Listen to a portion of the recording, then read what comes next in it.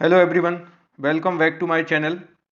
आप सभी को पता है कि हम एमपी सेट एग्ज़ाम के पेपर वन को पहले कवर कर रहे थे और पेपर वन के साथ साथ में मैंने पेपर टू फिजिकल साइंसेस के लिए भी जो पहला लेक्चर है एंगुलर मोमेंटम के ऊपर वो मैंने अपलोड कर दिया था। तो आप सभी उसको जाकर के प्लेलिस्ट में देख सकते हैं।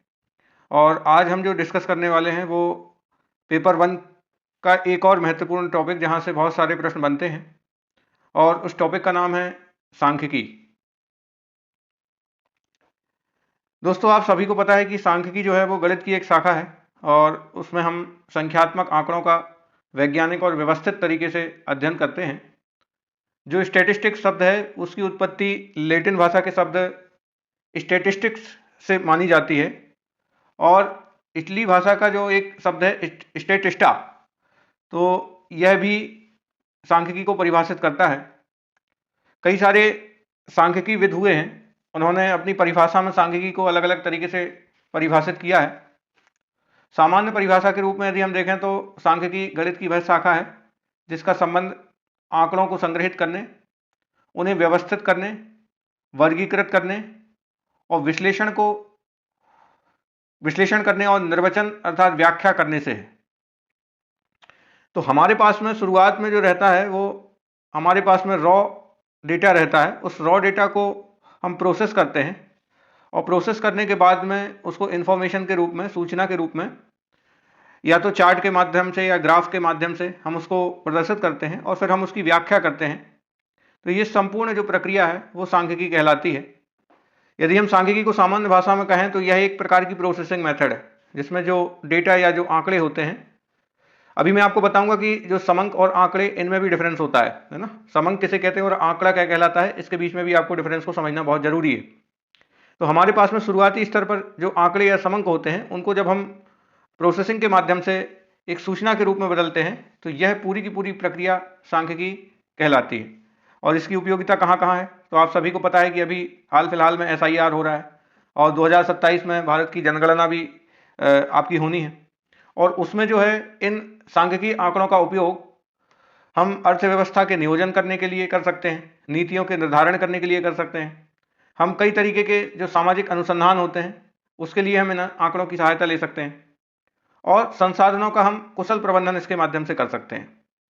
जब हमें जन्म मृत्यु समंक के बारे में बहुत अच्छे से जानकारी होती है तो हम उनको सरलीकृत कर सकते हैं और इसके माध्यम से जो सुधार के लिए रणनीतियां हैं वो हम बना सकते हैं। आप सभी को पता है कि नीति आयोग इसके लिए काम करता है, और नीति आयोग जो है इन आंकड़ों के आधार पर क्या क्या नई नीतियां होनी चाहिए उनको बनाने और उनको लागू करने के लिए निरंतर प्रयास करता है। इसके अलावा सांख्यिकी की उपयोगिता आपके व्यक्तिगत ज्ञान के संवर्धन के लिए भी है, और इसके साथ साथ ये अन्य विज्ञानों के नियमों का सत्यापन भी करता है, और प्रशासनिक कार्यों में जवाबदेहिता के लिए भी इसकी उपयोगिता है।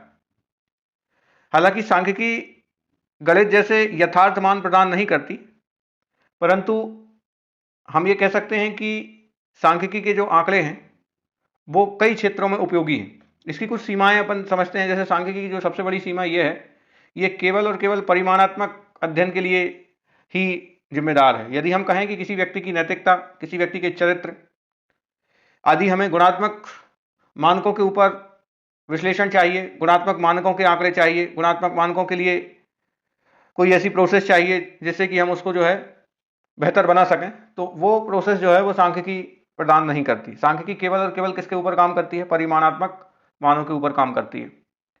इसके साथ साथ सांख्यिकीय जो परिणाम होते हैं, मैंने आपको बताया कि ये सांख्यिकीय परिणाम बिल्कुल परफेक्ट नहीं होते हैं, बल्कि ये औसत के सूचक होते हैं, एवरेज के सूचक होते हैं।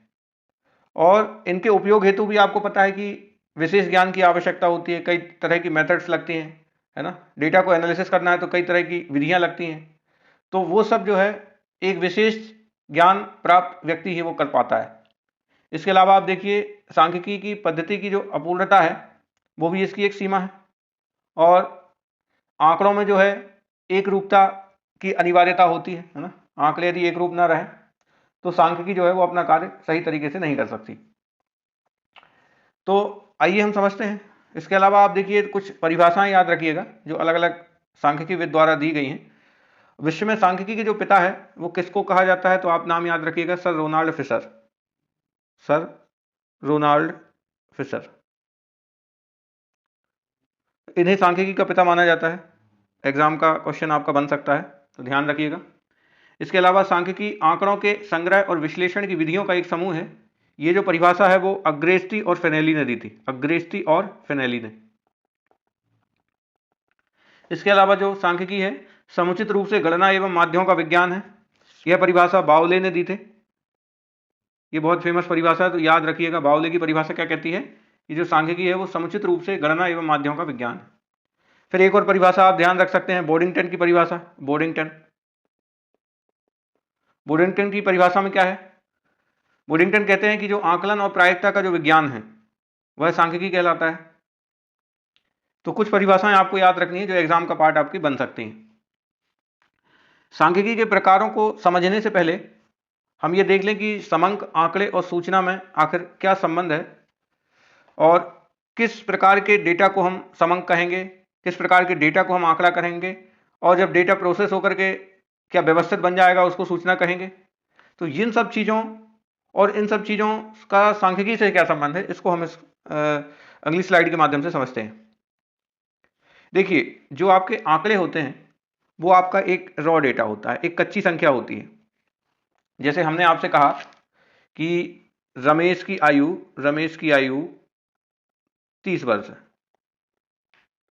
30 वर्ष। तो हमारे पास में केवल और केवल एक डेटा आया, और वो डेटा क्या है? आयु से संबंधित डेटा है, और वो कितना है? 30 वर्ष। तो 30 जो है वो एक रॉ नंबर है। लेकिन क्या 30 हमारे लिए उपयोगी है? नहीं, 30 हमारे लिए उपयोगी नहीं है, सांख्यिकी के लिए उपयोगी नहीं है। क्यों उपयोगी नहीं है? क्योंकि यह 30 जो है वो संख्यात्मक प्रस्तुतिकरण तो है, लेकिन क्या इसमें तुलनीयता का गुण है? क्या हम तुलना कर सकते हैं? तुलना हम तब कर पाते जब हमारे पास में दो आंकड़े होते, और वो दो आंकड़े भी कैसे रहते? आयु से संबंधित ही होते। एक जैसे हम कह देते कि रमेश की आयु 30 वर्ष है, और दूसरा हम कह देते कि सुरेश की आयु 45 वर्ष है। तो हमारे पास में दो आंकड़े होते, एक 30 वर्ष और दूसरा 45 वर्ष, और हम उन दोनों की तुलना कर पाते। तो तुलना करने के लिए कोई दूसरा मान भी होना चाहिए, है ना। तो एक तो सबसे बड़ी बात क्या है कि आंकड़े जो है, आंकड़े संख्यात्मक प्रस्तुतिकरण तो दे सकते हैं, लेकिन तुलनीयता और सजातीयता आपको प्रदान नहीं करेंगे।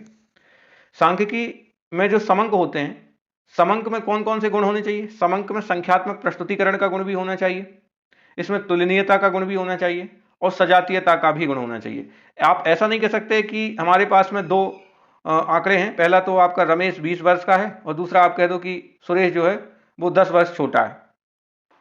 तो इन दोनों जो आंकड़े हैं इनमें आप देखोगे तो ये सजातीयता है, और ये जो है समंक कहलाएंगे। क्यों? क्योंकि इनका संख्यात्मक प्रस्तुतिकरण भी कर सकते हैं, इनमें तुलनीयता का गुण भी है और इनमें सजातीयता का गुण भी है। तो सामान्य रूप में यदि हम समझें तो जो रॉ डेटा है, जो व्यक्तिगत आंकड़े हैं, उन्हीं को हम डेटा या आंकड़े कहेंगे।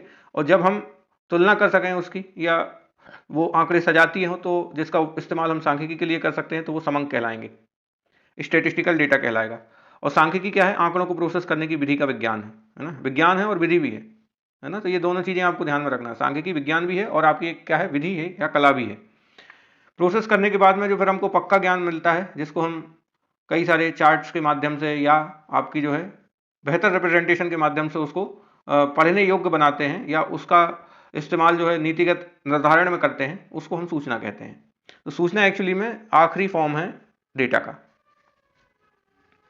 फिर इसके बाद में आप देखिए,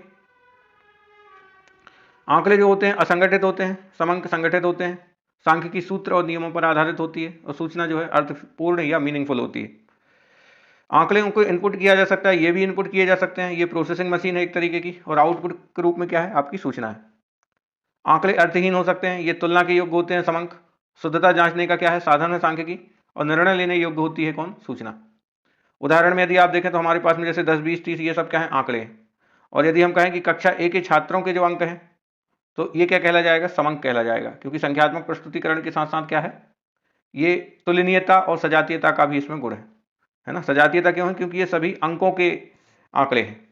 और तुलना क्यों है? क्योंकि ये छात्रों के अंकों के बीच की तुलना कर रहा है ना। तो इसलिए सांख्यिकी में आप देखते हो औसत निकालते हो हमेशा, और सेंट्रल टेंडेंसी जो है, केंद्रीय प्रवृत्ति की माप, सेंट्रल टेंडेंसी, इससे संबंधित क्वेश्चन जरूर आते हैं कि जैसे हमारे पास में 5 या 6 आंकड़े हैं, 5 आंकड़े हैं हमारे पास में, है ना। अब उन 5 आंकड़ों में से आखिरकार किस मान की ओर संपूर्ण आंकड़ों का मान केंद्रित हो रहा है या अभिसरित हो रहा है, उसी को हम क्या कहते हैं, उसकी केंद्रीय प्रवृत्ति। और केंद्रीय प्रवृत्ति के माप के लिए ही हम माध्य, मध्यिका और बहुलक का प्रयोग करते हैं। तो ये आप समझ लीजिए बिल्कुल शॉर्ट में, एक लाइन में याद रखिएगा कि जो आंकड़े और समंक होते हैं ये कच्चा माल है, और जब इसको मशीनरी के माध्यम से हम इसको उत्पाद में बदलेंगे तो वह सूचना क्या कहलाएगी, आपकी तैयार उत्पाद कहलाएगी।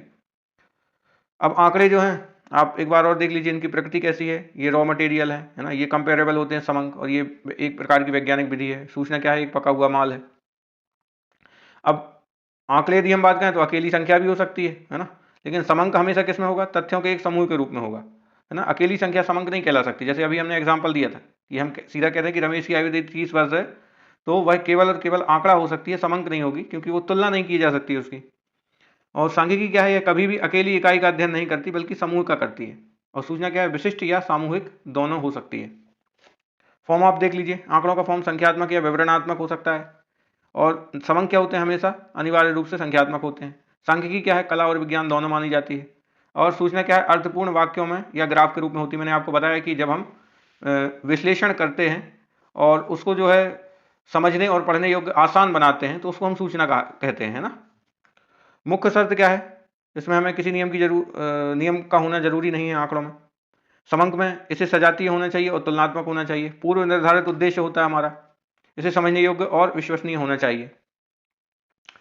अब आप देखिए, हर संख्या का एक आंकड़ा तो होता है, हर संख्या एक क्या है, आंकड़ा होती है, परंतु सभी समंक आंकड़े होते हैं, पर सभी आंकड़े समंक नहीं होते हैं, है ना। तो ये चीज भी ध्यान रखना। सांख्यिकी अनुमानों और संभावनाओं का क्या है, विज्ञान है, बॉडिंगटन की परिभाषा। और सूचना क्या है, डेटा का एक व्यवस्थित रूप है।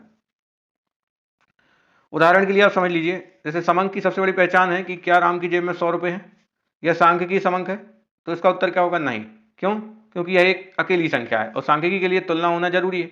जैसे राम के पास 100 है, श्याम के पास 200 है, तब तो हम कंपेरिजन कर पाएंगे। और दोनों के पास क्या है, ये रुपयों के ही आंकड़े दिए हैं, 100 और 200। तो ये लिखा होना भी जरूरी है। यदि ऐसा लिखा है तो दैट मीन्स इन मानों में क्या है, सजातीयता है। ठीक है। अब पता चला एक जगह लिखा है कि राम की आयु 50 वर्ष है, दूसरी जगह लिखा है श्याम के पास में 200 रुपए, तो ये क्या इनकी तुलना हो सकती है, नहीं, तुलना इनकी पॉसिबल नहीं है ना। संख्यात्मक प्रस्तुतिकरण आपका जो है हो सकता है। शुद्धता का स्तर, सांख्यिकी समंक में परिणाम औसतन सत्य होते हैं, गणित की तरह 100% सटीक नहीं होते। जैसे भारत की औसत आय, इसका मतलब यह नहीं है कि हर व्यक्ति की आय उतनी ही होगी, है ना। तो इसमें औसत मान निकाला जाता है, ना कि आपका जो है गणित के जैसा जो है स्पष्ट और आपका सटीक मान जो है नहीं निकाला जा सकता है। अब देखिए, सांख्यिकी के कई प्रकार होते हैं, और सांख्यिकी के प्रकार आप समझ लीजिए ऊपर ऊपर। जैसे एक होती है आपकी सैद्धांतिक सांख्यिकी, सैद्धांतिक सांख्यिकी, और दूसरी होती है आपकी अनुप्रयुक्त सांख्यिकी, अनुप्रयुक्त सांख्यिकी।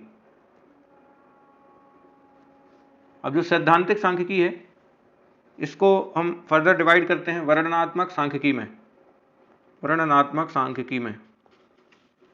और जो अनुप्रयुक्त सांख्यिकी है, इसको हम अनुमानात्मक सांख्यिकी में डिवाइड करते हैं। जो वर्णनात्मक सांख्यिकी है, उसी के 2 टाइप होते हैं। पहला टाइप आपका जो है सेंट्रल टेंडेंसी, मैंने आपको अभी बताया, केंद्रीय प्रवृत्ति की माप। और दूसरा जो आपका होता है वो है विचलन की माप, विचलन की माप, विचलन की माप। तो केंद्रीय प्रवृत्ति की माप में क्या क्या आ जाएगा, मीन आ जाएगा, है ना, मीडियन आ जाएगी, और बहुलक आ जाएगा आपका। इसके अलावा जो विचलन की माप है, इसमें आपका रेंज आ जाएगा, विचरण आ जाएगा, और मानक विचलन आ जाएगा। और जो अनुमानात्मक सांख्यिकी है, उसमें आपका अनुमान आएगी और परिकल्पना परीक्षण आएगा, अनुमान और परिकल्पना परीक्षण।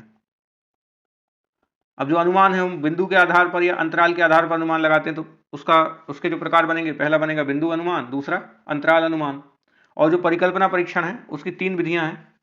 पहली विधि जो है, जिसे हम जेड परीक्षण कहते हैं, दूसरी विधि को हम टी परीक्षण कहते हैं, और तीसरी विधि को हम एफ परीक्षण कहते हैं।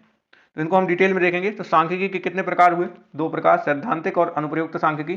सैद्धांतिक में वर्णनात्मक सांख्यिकी के 2 प्रकार हैं, केंद्रीय प्रवृत्ति की माप और विचलन की माप। और अनुप्रयुक्त सांख्यिकी का जो प्रकार है वो अनुमानात्मक सांख्यिकी है, और उसमें भी हमने देखे 2 प्रकार। पहला आपका अनुमान सांख्यिकी, और दूसरा जो है परिकल्पना परीक्षण। और इसी में आपकी जो है जेड परीक्षण, टी परीक्षण और एफ परीक्षण आपका आता है। ये अभी आपने ऊपर ऊपर जानकारी आपने देखी, ठीक है। अब सांख्यिकी के प्रकारों के बाद में सांख्यिकी की क्या विशेषताएं हैं वो हम पहले भी डिस्कस कर चुके हैं, लेकिन एक बार और आप ध्यान रखिएगा कि सांख्यिकी सबसे बड़ी बात क्या है, ये अकेला तथ्य नहीं हो सकती, बल्कि क्या होती है, ये आंकड़ों का समूह होती है, आंकड़ों का समूह होती है। दूसरा, इसका संकलन या गणना द्वारा या तो हम निकाल सकते हैं या अनुमान के माध्यम से, जैसा हमने आपको बताया, या तो हम वर्णनात्मक तरीके से निकालें या अनुमान के माध्यम से। आंकड़े अनेक कारणों से प्रभावित होते हैं। आपको पता है कि जैसे हम उदाहरण के लिए कहें कि भाई यदि हमने धान की फसल बोई है तो धान की उपज से संबंधित जो आंकड़े होंगे वो कई सारे फैक्टर के माध्यम से डिसाइड होंगे, जैसे वर्षा के माध्यम से, भूमि के माध्यम से, है ना, बीज की क्या क्वालिटी रही है उसके माध्यम से, तो या बीज की संख्या क्या रही है उसके माध्यम से। तो इन सभी कारकों के कारण क्या होते हैं, ये आंकड़े प्रभावित होते हैं। तो सांख्यिकी में क्या होता है, आंकड़ों पर अनेक कारणों से से क्या होता है, प्रभाव पड़ता है। फिर इसके बाद में जो आपके आंकड़े होते हैं उनको आप संख्यात्मक रूप में लिख सकते हो, संख्यात्मक निरूपण संभव। और आंकड़ों को हम टेबल, चार्ट और ग्राफ आदि के माध्यम से उसका प्रस्तुतिकरण कर सकते हैं, जैसे आपके पाई चार्ट होते हैं, आयत चार्ट होते हैं, है ना। तो इन सब चार्टों के माध्यम से हम इनको प्रस्तुत कर सकते हैं। और आंकड़ों में सबसे बड़ी बात क्या है, एक रूपता होनी चाहिए और सजातीयता का गुण होना चाहिए, है ना, तभी वो आंकड़े हमारे काम के होते हैं। तो ये सब क्या है, सांख्यिकी की आपकी विशेषता है। फिर आगे हम समझते हैं अब जो आंकड़े हैं उनके चयन की कौन कौन सी विधियां हैं, है ना। आंकड़ों के प्रकारों को हम डिस्कस पहले कर सकते थे, लेकिन हम ये चाहते हैं कि पहले अपन आंकड़ों के चयन की विधियां देख लें, या पहले एक काम करते हैं, जो आंकड़े के प्रकार हैं उन्हीं को डिस्कस कर लेते हैं। जैसे आपको पता है कि जो आंकड़े हैं वो दो तरीके के होते हैं, पहले जो है प्राथमिक आंकड़े और दूसरे आपके द्वितीयक आंकड़े। और ऊपर ऊपर तो आपको जानकारी है कि जो प्राथमिक आंकड़े होते हैं वो मूल स्रोत से आपके प्राप्त होते हैं, जो प्राथमिक आंकड़े होते हैं वो मूल स्रोत से प्राप्त होते हैं। और इनके लिए कौन कौन सी विधियां अपनाई जा सकती हैं, तो जैसे प्रत्यक्ष व्यक्तिगत अनुसंधान है, प्रत्यक्ष व्यक्तिगत अनुसंधान, किसी के पास में जाकर के और सारी जानकारी इकट्ठा करना प्रत्यक्ष रूप से, यह कहलाएगा प्रत्यक्ष व्यक्तिगत अनुसंधान।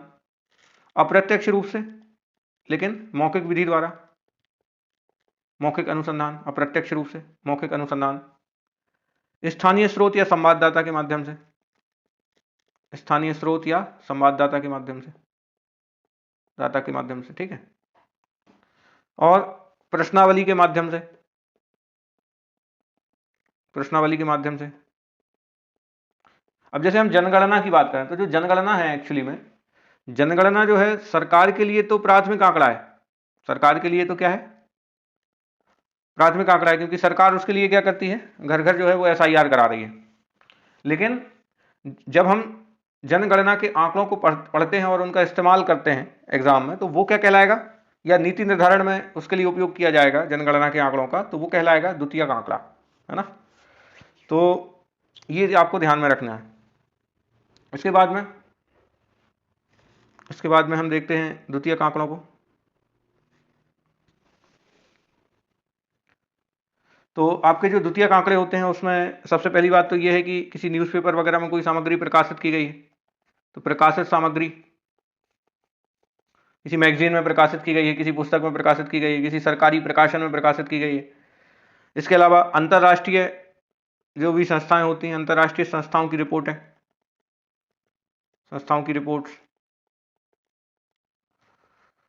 व्यापारिक संस्थाओं की रिपोर्ट,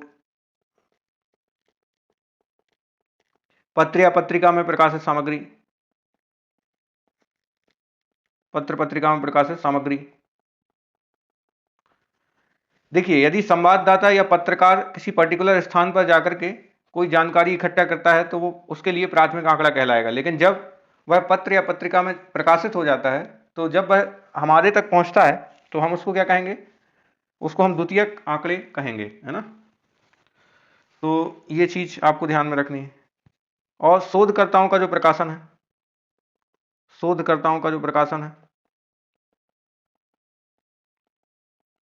ठीक है, वो भी आपका किस में आएगा, द्वितीयक आंकड़ों में आएगा। कोई नवीनतम शोध करना ये प्राथमिक आंकड़ा हो सकता है ना, क्योंकि आंकड़ों का इस्तेमाल करते हुए और जो नई चीज़ खोज की गई है वो पहले प्राथमिक आंकड़ा कहलाएगी। लेकिन कई सारे शोधकर्ता ऐसे भी होते हैं ना कि जो अलग अलग साइटों से डेटा को इकट्ठा करते हैं और उसके बाद में उसका संकलन करते हैं और स्रोत की जानकारी भी उसमें प्रदान करते हैं और उसके माध्यम से फिर अपना शोध जो है वो प्रकाशित करते हैं। तो इसको आप देखोगे तो ये जो है द्वितीयक आंकड़ा आपका कहलाएगी। ठीक है, प्राथमिक एवं द्वितीयक समंकों या आंकड़ों को पढ़ा, हम कुछ और परिभाषाएं देख लेते हैं। जैसे कि एक परिभाषा है सूक्ष्म समंक की। सूक्ष्म समंक या सूक्ष्म आंकड़े किनको कहा जाता है? तो जब समंक जो है वो छोटे या स्थानीय स्तर पर योजना प्रबंधन और क्रियान्वयन के लिए उपयोग में लाए जाते हैं तो उसे हम सूक्ष्म समंक कहते हैं। जैसे एग्जाम्पल के लिए हम कहें तो किसी गांव की कोई सड़क योजना है या किसी मोहल्ले की जल निकासी तंत्र और किसी स्कूल के स्थान के निर्धारण आदि से संबंधित जो छोटे आंकड़े हैं, जो सूक्ष्म समंक हैं, उन्हीं को हम कहते हैं सूक्ष्म समंक। ठीक है, फिर इसके बाद में एक होते हैं व्यापक समंक। व्यापक समंक तो ऐसे समंक जो बृहद और राष्ट्रीय स्तर पर नीति निर्माण, योजना प्रबंधन और क्रियान्वयन के लिए उपयोग में लाए जाते हों तो उनको हम व्यापक समंक कहेंगे। जिसका एग्जाम्पल क्या हो सकता है? जैसे नदी जोड़ो परियोजना से संबंधित समंक या देश की आय व्यय और बचत संबंधी जो समंक है या राष्ट्रीय राजमार्ग योजना से संबंधित जो समंक है, तो इनका व्यापक महत्व है, व्यापक महत्व है। इसी के चलते जो है इनको हम व्यापक समंक कहेंगे। फिर इसके बाद में एक होते हैं प्रकाशित समंक। प्रकाशित समंक ये वे समंक है जिन्हें एकत्रित या संकलित करके प्रकाशित कर दिया जाता है। जैसे जो शोध पत्र या पत्रिकाएं हैं, ये क्या कहलाएगा? प्रकाशित समंक। लेकिन मेरे द्वारा लिखी गई यदि कोई कविता है और उसको प्रकाशित नहीं की गई है तो वो क्या कहलाएगा? अप्रकाशित समंक होगा। अप्रकाशित समंक होगा, है ना। या मेरे द्वारा कोई आंकड़े हैं जो अभी तक प्रस्तुत नहीं किए गए हैं और मैंने उस पर शोध की थी और वो मेरी मूल रचना है, तो ऐसी स्थिति में वो क्या कहलाएगा? अप्रकाशित समंक कहलाएगा। ठीक है, तो ये चीज ध्यान में रखनी। फिर यदि हम मात्रात्मक और गुणात्मक आधार पर समंकों का वर्गीकरण करें तो जो मात्रात्मक समंक है, मात्रात्मक समंक हैं, उसमें गणितीय मान ही आएंगे। जैसे परीक्षा में प्राप्तांक, व्यक्तियों की आय, है ना, और कोई मानक इकाई आ सकती है जैसे रुपया, आपका किलोग्राम हो गया, मीटर हो गया, है ना। यदि हम इसके माध्यम से व्यक्त कर रहे हैं तो ऐसे समंकों को हम कहेंगे मात्रात्मक या परिमाणात्मक समंक। और जो दूसरे समंक होते हैं वो होते हैं गुणात्मक समंक, है ना, गुणात्मक समंक। जैसे कि ईमानदारी, अमीरी, गरीबी, अच्छाई, बुराई, लिंगानुपात, है ना, और विवाहित व्यक्तियों की संख्या आदि, ये सब क्या है? गुणात्मक समंक। फिर यदि हम देखें संग्रहण की दृष्टि से समंक और प्राथमिक समंक और द्वितीयक समंकों के को तुलनात्मक रूप में हम देख लेते हैं।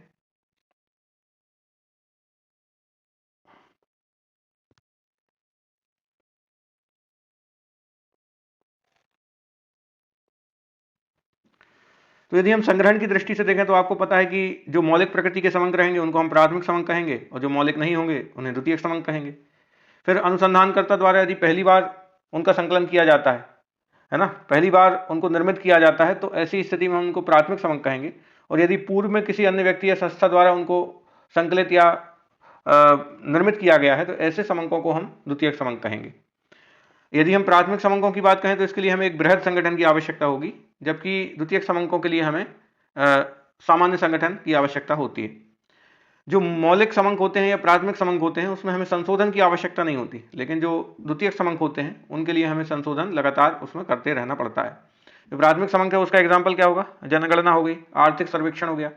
और जो द्वितीयक समंक है उसमें गरीबी, बेरोजगारी से संबंधित जो भी आंकड़े आते हैं वो आपके जो है उसका पार्ट होंगे द्वितीयक समंक का।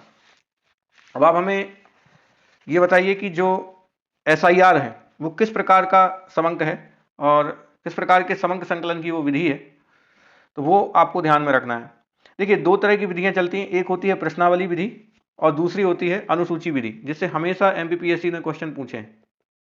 एक होती है प्रश्नावली विधि और दूसरी होती है अनुसूची विधि। इनको आप अभी समझ लीजिए। जो प्रश्नावली विधि होती है इसमें जो प्रश्नों की सूची है वो डाक या ईमेल के माध्यम से भेजी जाती है और इसमें जो रिस्पोंडेंट है वो इस सूची को स्वयं ही भरता है और इसको कहा जाता है प्रश्नावली। अब आप हमें बताइए, यदि डाक के माध्यम से कोई प्रश्नावली भेजी जा रही है तो उसको वही भर के भेजा पाएगा ना जो पढ़ा लिखा होगा, है ना। तो ऐसी स्थिति में प्रश्नावली विधि केवल और केवल वहीं पर यूजफुल है जहां पर क्षेत्र बहुत बड़ा हो, लोग कैसे हो, पढ़े लिखे हो। और जो अनुसूची विधि है, शेड्यूल मेथड है, इसमें प्रश्नों की सूची को लेकर के जो प्रगणक है या इन्यूमरेटर है वो आपके घर घर जाता है और उसको खुद भरता है।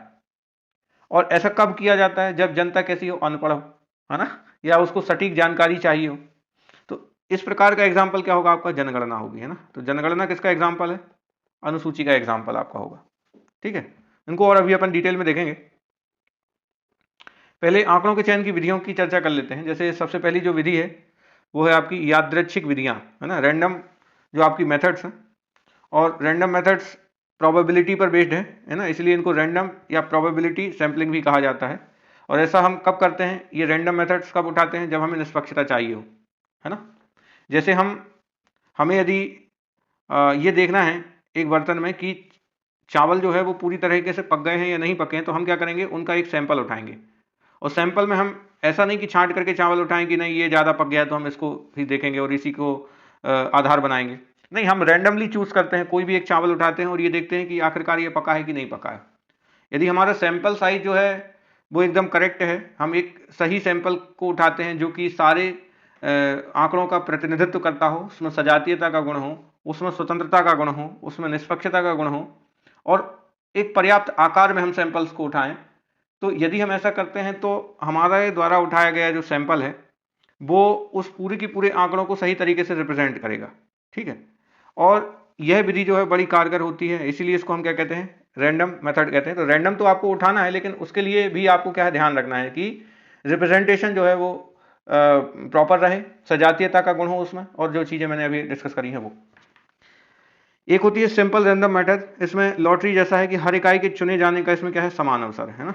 जैसे 50 छात्रों की हमने एक पर्ची बना करके और डिब्बे में डाल दी, अब आंख बंद करके उनसे बोल रहे हैं कि आप 5 पर्चियां उठाइए। तो जब जनसंख्या एक जैसी हो या सजातीय हो तो सिंपल रैंडम मेथड जो है बड़ी काम की होती है। फिर दूसरी होती है स्ट्रेटिफाइड सैंपलिंग, इसमें हम पहले जनसंख्या को अलग अलग वर्गों में बांटते हैं, फिर हर वर्ग से रैंडम इसका हम चुनाव करते हैं। जैसे कई सारे स्तर हैं, आपको पता है कि 5वीं क्लास है, 6वीं क्लास है, 7वीं क्लास है, 8वीं क्लास है ना। तो अब ये अलग अलग क्लासेस हैं। अब ऐसा तो हम कर नहीं सकते कि सारे क्लासेस के बच्चों से सैंपल उठा लें, तो ये तो गड़बड़ हो जाएगी। हमें अलग अलग क्लास के बच्चों का, मतलब कि स्तर के आधार पर हमें क्या करना पड़ेगा? सैंपल को उठाना पड़ेगा। तो स्कूलों को कक्षा 6, 7, 8, 9, 10 में बांटना और फिर हर कक्षा से 2-2 बच्चे चुनना, ये क्या कहलाएगा? स्तरीकृत निदर्शन या स्ट्रेटिफाइड सैंपलिंग कहलाएगी। और ये कब इस्तेमाल किया जाता है? जब आपकी जो जनसंख्या है वो कैसी हो? हेट्रोजीनियस हो, मिश्रित जनसंख्या हो, तब। अब आप हमें बताइए, यदि किसी एक मोहल्ले में किसी एक वर्ग विशेष के लोगों की जो जनसंख्या है वो लगभग 97 या 98% है, 97 या 98% है, तब हम प्रतिनिधित्व के लिए जो सैंपल लेंगे, है ना, उसके आधार पर, क्योंकि हमने आपको बताया कि सांख्यिकी में एग्जैक्ट मान तो होते नहीं, हमेशा औसत मान ही आपके उपयोग में लाए जाते हैं। तो ये जो वैल्यू है 97 या 98%, ये पूरे के पूरे आंकड़ों का क्या करेगी? प्रतिनिधित्व करेगी। ठीक है, और रेंडमली हम इसको चूज करेंगे। फिर इसके बाद में जो अगली मेथड है, व्यवस्थित निदर्शन या सिस्टमेटिक सैंपलिंग, इसमें क्या करते हैं? इसमें एक सिस्टम तय कर लिया जाता है। जैसे हर 10वां व्यक्ति, है ना, हमने एक सिस्टम बना लिया कि हमें यदि किसी मोहल्ले में 100 घर हैं तो हमें 100 घरों की लाइन में से जो 10वां, 20वां और 30वां जो और 40वां घर है वो चुनना है।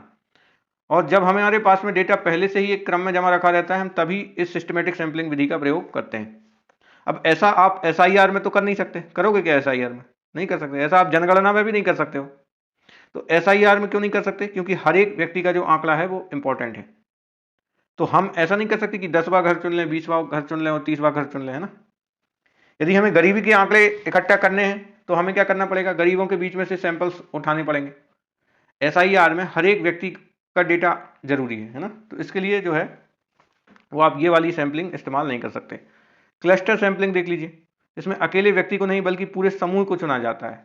जैसे हमें देश के सभी गांवों की पर्ची बनाना और लॉटरी से फिर हम 5 गांव चुनेंगे और उस गांव के सभी लोगों की फिर क्या होगी? जांच होगी। जब क्षेत्र बहुत बड़ा हो तो पूरे देश का जैसे सर्वे करना हो, तो ऐसी स्थिति में हम क्लस्टर सैंपलिंग को आधार बनाते हैं।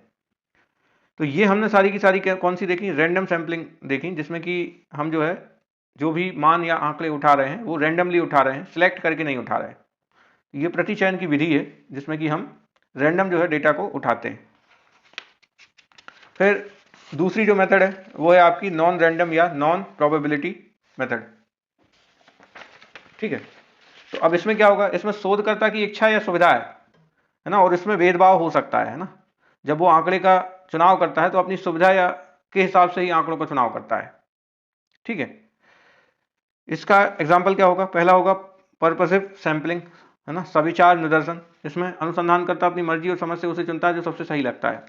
जैसे उसको लगा कि भाई क्लास में राहुल ही एक ऐसा लड़का है जो अच्छा मॉनिटर बन सकता है, तो उसने उसको चुन लिया। इसके लिए ना कोई लॉटरी सिस्टम, है ना कोई प्रतिनिधित्व, ना कोई सजातीयता, ना कोई स्वतंत्रता, उससे कोई इसका सरोकार नहीं।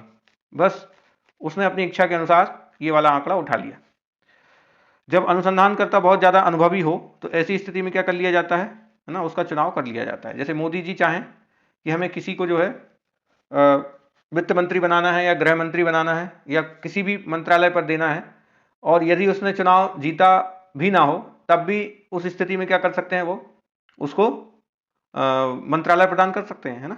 क्यों? क्योंकि उनको पता है कि ये जो अनुसंधान करता है वो क्या है, बहुत ज़्यादा अनुभवी है ना। तो उन्होंने पर्पसिव सैंपलिंग के माध्यम से उनको चुना है ना, कोई लॉटरी सिस्टम नहीं था, है ना, जनता ने नहीं चुना, है ना। अभ्यंस निदर्शन या कोटा सैंपलिंग, इसमें हर वर्ग का कोटा फिक्स कर दिया जाता है लेकिन अंदर चुनाव मर्जी से होता है। जैसे मुझे 10 लड़के और 10 लड़कियां चाहिए, अब ये 10 कौन होंगे यह मैं अपनी सुविधा से चुन लूंगा, है ना।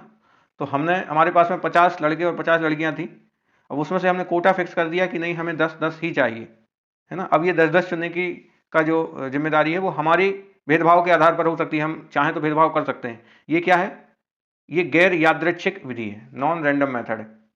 ओपिनियन पोल या मार्केट रिसर्च में ऐसा किया जाता है। आपको पता है कि ओपिनियन पोल के माध्यम से जो चुनावी नतीजे हैं उनको पहले ही बता दिया जाता है, और इसके लिए हम कौन सी विधि का प्रयोग करते हैं, गैर यादृच्छिक में जो कोटा सैंपलिंग है उसका इस्तेमाल भी किया जा सकता है।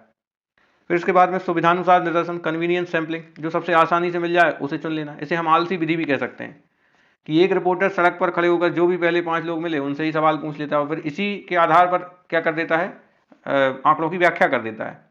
तो जब समय और पैसा बहुत कम हो तो ऐसी स्थिति में हम इस विधि का प्रयोग करते हैं, और ये विधि जो है यदि इसकी एक्यूरेसी की बात करें तो स्वाभाविक रूप से इसकी एक्यूरेसी कम रहेगी।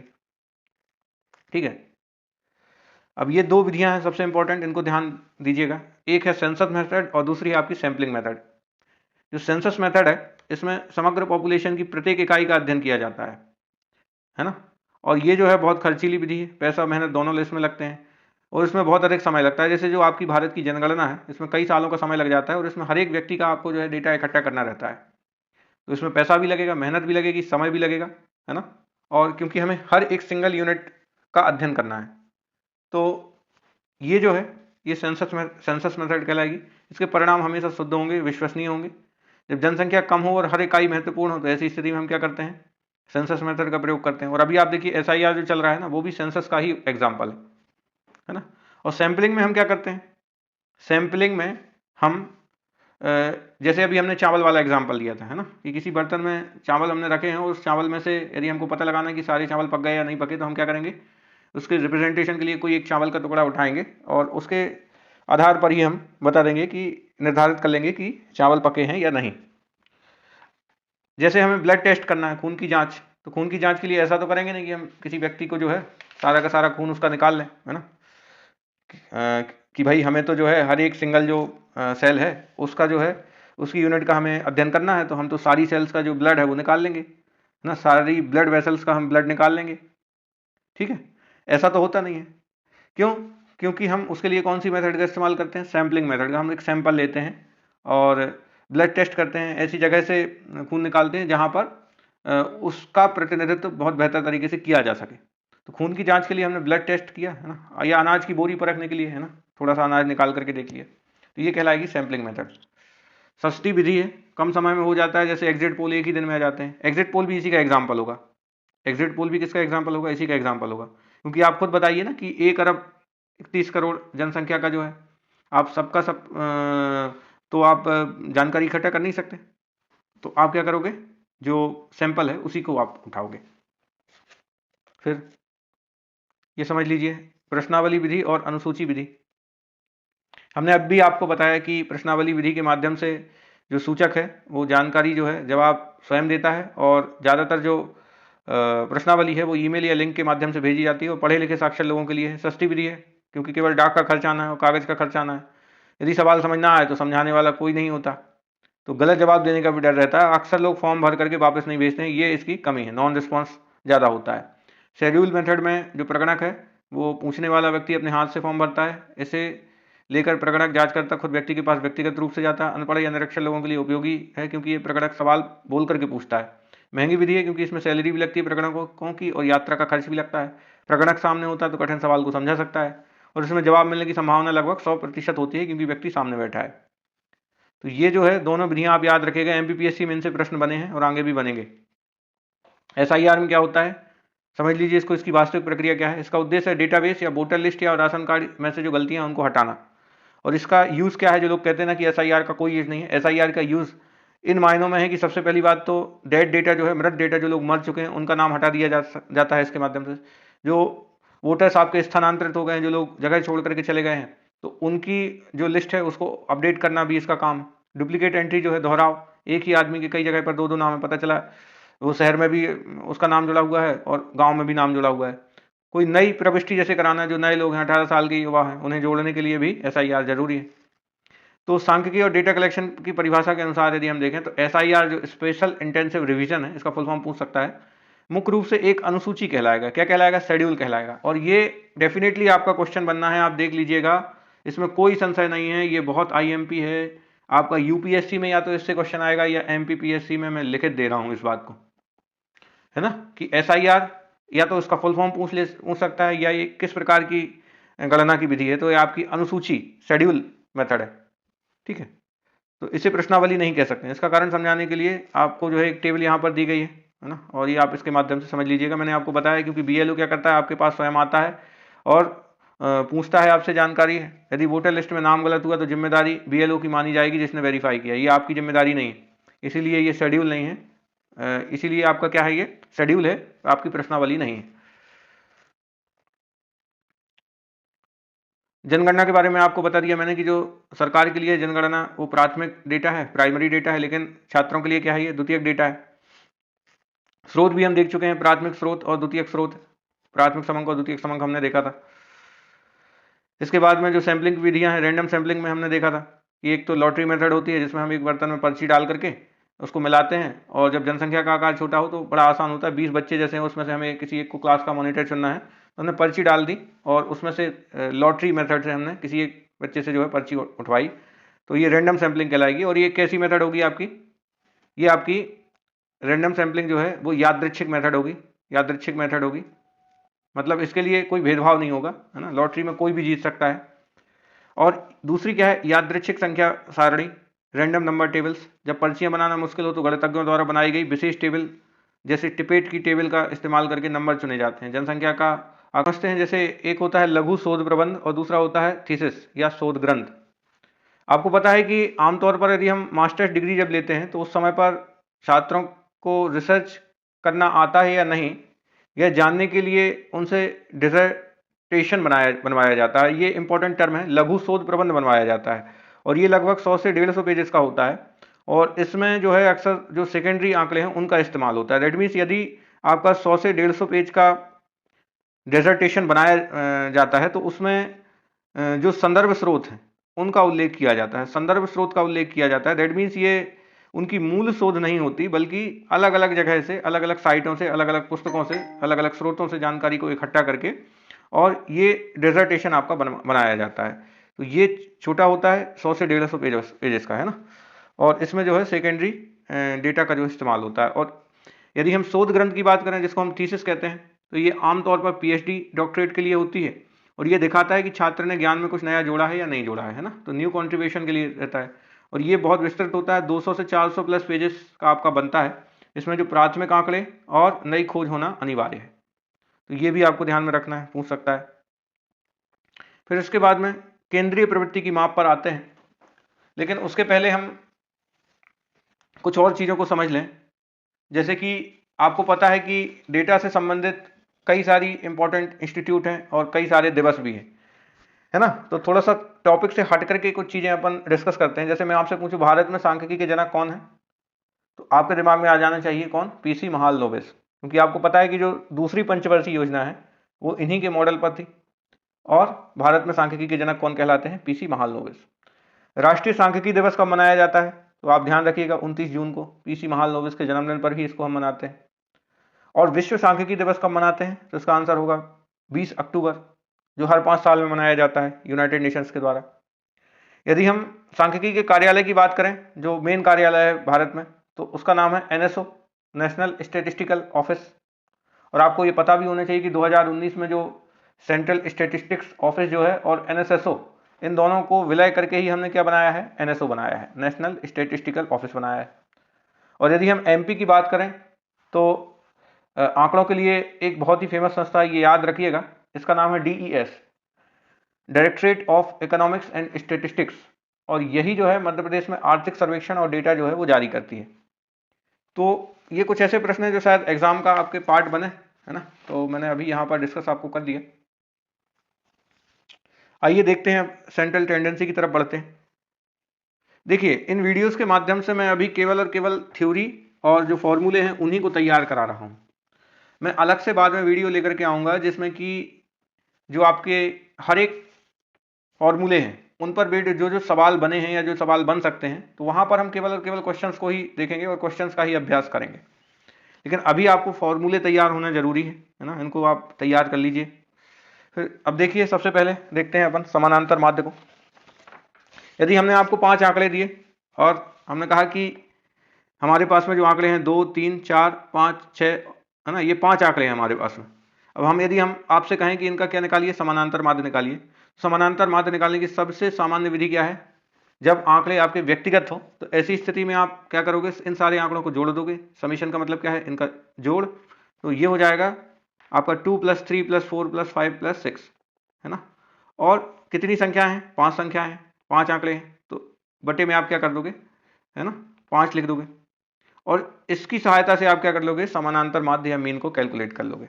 तो व्यक्तिगत श्रेणी के लिए जो मीन निकालना है वो बड़ा आसान होता है। और वो कैसे निकलता है? सिंपल, इस फॉर्मूले से, summation of x divided by n, जहाँ पर जो आपका समीशन x है वो सभी आंकड़ों का योग है, x बार आपका समानांतर माध्य है और जो n है वो कुल संख्याएं हैं। फिर दूसरा जो है आपकी मध्यिका। यदि आंकड़ों की संख्या विषम है तो मध्यिका निकालना आसान है। और इसके लिए हम मध्यिका को किससे डिनोट करते हैं? कैपिटल M से डिनोट करते हैं। और मध्यिका बराबर क्या होती है? n + 1/2 पद का मान। और मध्यिका निकालने के लिए हमें ध्यान ये रखना है कि सबसे पहले हमें आंकड़ों को आरोही क्रम में जमाना पड़ता है। जैसे हमारे पास में आंकड़े दिए हैं 2, 3, 7, 2, 9, 11, तो हमें सबसे पहले इनको आरोही क्रम में जमाना पड़ेगा। जैसे 2 सबसे छोटा आता है तो वो पहले जमेगा, है ना, 2 बार आया है ना। फिर इसके बाद में 3, 7, 9, 11, ठीक है। अब हमारे पास में आप देखिए, अभी हम पहले विषम आंकड़ों के लिए ही देख लें। एक और आंकड़ा ले लेते हैं 13। तो ऐसी स्थिति में ये क्या है? विषम आंकड़े हैं। इसमें जो आपका n + 1/2 पद का जो मान है ना, n कितने हैं इसमें? 7 है। तो 7 धन 1/2, मतलब जो चौथे पद का जो मान है 1, 2, 3, 4, यही आपका क्या कहलाएगी? मध्यिका कहलाएगी। ये व्यक्तिगत श्रेणी के लिए है। खंडित और सतत श्रेणी के लिए मध्यिका और समानांतर माध्य के लिए हम जो वीडियो में जो अभ्यास करेंगे प्रश्नों का, उसके माध्यम से हम उसको कवर करा देंगे। फिर आप देखिए,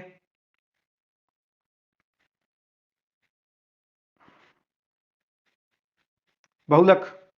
बहुलक भी आप उसी से समझ सकते थे। जैसे 2 उसमें सबसे ज्यादा बार आया था तो वो क्या कहलाएगा? उसका बहुलक कहलाएगा। तो जो संख्या आंकड़ों में सबसे ज्यादा बार आए उसी को हम क्या कहेंगे? बहुलक कहेंगे या मोड कहेंगे।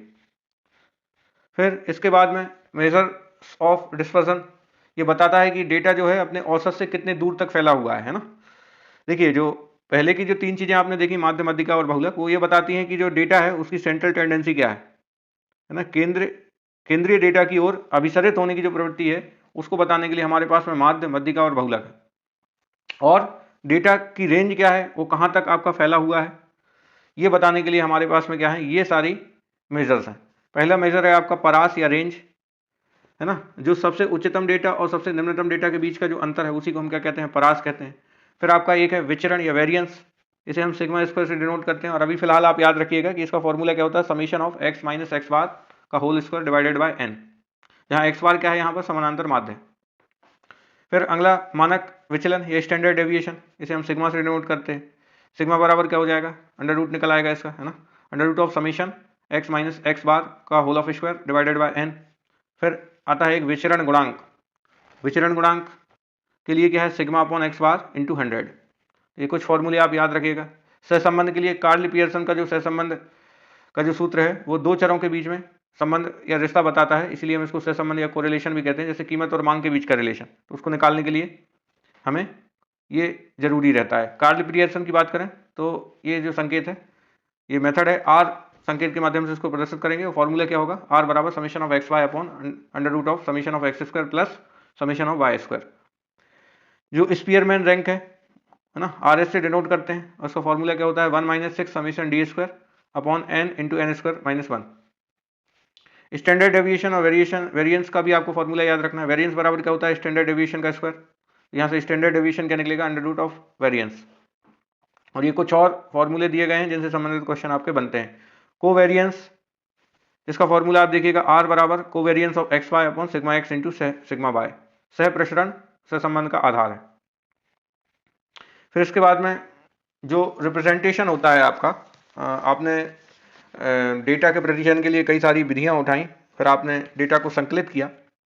अब उन संकलित डेटा को आपको क्या करना पड़ेगा, वर्गीकृत भी करना पड़ेगा ना, भौगोलिक आधार पर, कालानुक्रमिक आधार पर, क्वालिटेटिव आधार पर, क्वांटिटेटिव आधार पर, है ना। जैसे राज्यों की जनसंख्या है तो वो भौगोलिक आधार पर उसका डिस्ट्रीब्यूशन होगा। मध्य प्रदेश के जिलों में गेहूं का उत्पादन है तो ये भी ज्योग्राफिकल बेसिस पर होगा। यदि 2011 से 2021 तक की भारत की जीडीपी की यदि हम डिवाइड कर रहे हैं तो वो किस आधार पर होगा, वो क्रोनोलॉजिकल आधार पर होगा, कालक्रम के आधार पर। यदि हम धर्म, जाति, लिंग, राष्ट्रीयता, साक्षरता और वैवाहिक स्थिति से संबंधित आंकड़ों को बांट रहे हैं तो ये किस आधार पर बांटेंगे, गुणात्मक आधार पर। और आयु, वजन और आय जैसे आंकड़ों को हम बांट रहे हैं तो ये इनका क्वांटिटेटिव डिस्ट्रीब्यूशन कहलाएगा। अब आप देखिए, ये सब डिस्ट्रीब्यूशन करके हम क्या कर रहे हैं, एक्चुअली में आंकड़ों को व्यवस्थित बना रहे हैं, इनको सूचना के फॉर्म में बना रहे हैं। और इसी के लिए हम कई सारे चार्ट्स का प्रयोग भी करते हैं, बार ग्राफ का प्रयोग करते हैं, हिस्टोग्राम का प्रयोग करते हैं, फ्रीक्वेंसी टेबल का प्रयोग करते हैं, जिससे डेटा हमें क्या लगता है, बहुत ही व्यवस्थित लगता है और हमारे लिए उपयोगी होता है। तो ये चीज़ आपको समझना है कि आखिरकार डेटा के रिप्रेजेंटेशन के लिए, डेटा के प्रस्तुतिकरण के लिए हमें कौन कौन से जो ग्राफ हैं या जो चार्ट हैं वो हमें बनाने पड़ते हैं। तो इसमें सबसे पहला जो इम्पोर्टेंट ग्राफ है ये कहलाता है बार डायग्राम या बार ग्राफ। इसमें होता क्या है कि जैसे हमारे पास में दिया है कि 2024 में गेहूं, चावल और मक्का का उत्पादन कितना हुआ, तो हमने यहाँ पर एक जो आपका वाई एक्सेस है यहाँ पर लिख दिया कि भाई इतने क्विंटल, इतने लाख टन, और यहाँ पर हमने क्या लिख दिया है ना, गेहूं, मक्का, चावल, ये सब हमने यहाँ पर लिख दिया। तो ये कहलाएगा आपका बार डायग्राम, है ना। यहाँ पर गेहूं अलग है, चावल अलग है, मक्का अलग है ना, और एक और कोई फसल ले लीजिए टमाटर, वो अलग है। तो बार ग्राफ के माध्यम से होते ये आयताकार ब्लॉक्स ही हैं, लेकिन इनमें क्या है, बीच में डिस्टेंस रहती है ना, ये अलग अलग आंकड़े होते हैं। फिर इसके बाद में यदि हम बात करें हिस्टोग्राम की, तो ये जो है सतत वर्गीकृत आंकड़ों के लिए इस्तेमाल में लाया जाता है, ये व्यक्तिगत आंकड़ों के लिए इस्तेमाल में लाया जाता है, जबकि जो आपका हिस्टोग्राम है वो सतत और वर्गीकृत आंकड़ों के लिए इस्तेमाल में लाते हैं। जैसे हम कहें कि 0 से 10, 10 से 20, 20 से 30, 30 से 40, 40 से 50, तो इस तरीके से ये दिखाने के लिए किया जाता है और इससे बहुलक ज्ञात किया जा सकता है। फिर एक होता है आपका पाई चार्ट, है ना, ये तो आपको पता है, जिसमें हमने जैसे कहा कि हमारी जो आय है वो 360 है। अब 360 को हमने क्या किया, 45% कहीं पर व्यय किया, 25% किसी दूसरे सेक्टर में व्यय किया, ठीक है, 15% कहीं और व्यय किया। तो ये हमने इसको जो है पाई चार्ट के माध्यम से 360 डिग्री एंगल के को उसको डिवाइड करके हमने क्या कर दिया है, खर्च को हमने प्रदर्शित किया है। फ्रीक्वेंसी टेबल के माध्यम से भी हम डेटा को रिप्रेजेंट करते हैं, ये ध्यान में रखना। लाइन ग्राफ के माध्यम से, स्टीम एंड लीफ प्लॉट के माध्यम से, लाइन प्लॉट के माध्यम से और बॉक्स एंड विस्कर प्लॉट के माध्यम से। इन मेथड्स को हम डिटेल में नेक्स्ट वीडियो में देखेंगे, क्योंकि ये वीडियो ऑलरेडी बहुत लंबी हो चुकी है, हम नहीं चाह रहे कि ये और अधिक लेंदी हो, है ना। तो नेक्स्ट वीडियो में अपन इसको कवर करेंगे। तब तक के लिए आपका बहुत बहुत धन्यवाद, और आप वीडियोस को देखते रहिए और अपनी तैयारी करते रहिए। Thank you.